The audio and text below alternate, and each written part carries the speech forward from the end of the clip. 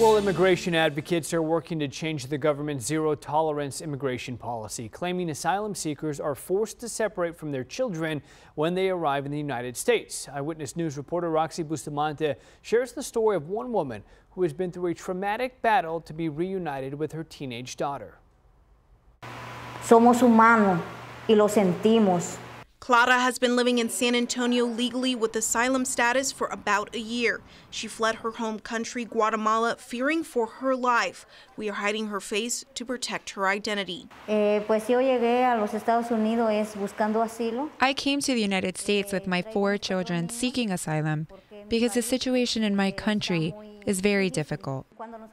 When we arrived to the first detention, that's when I was separated from some of my children.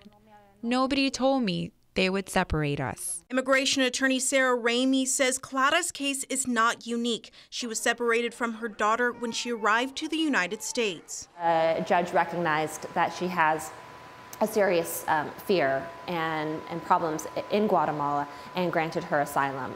Her daughter's case was processed separately, however, because her daughter was separated and sent to a different detention center, and her daughter's case is still ongoing. According to a recent report from October 2017 to April 2018, there were approximately 700 cases where children were separated from their parents. After the zero-tolerance policy was put in place, 658 children were separated from May 6th to May 19th alone. Separation is a risk advocates for immigration reform say parents choose to take when they head to the United States. Families that are seeking asylum have the right to do that under both domestic and international law. Prosecuting parents for illegal entry or for smuggling, we believe is actually unlawful because they have the right to seek asylum here in the United States, and it is then up to a judge whether or not they will qualify, but they do have that right. And seeking asylum is not illegal in any way, shape, or form. After several attempts, Clara found her daughter and hopes to be reunited once her daughter's case is resolved. Somos humanos, somos una familia. Si venimos a este país, we are humans. We are a family. If we came to this country, it was seeking asylum and seeking help. That's why we came to this country. And I don't want these families, these kids.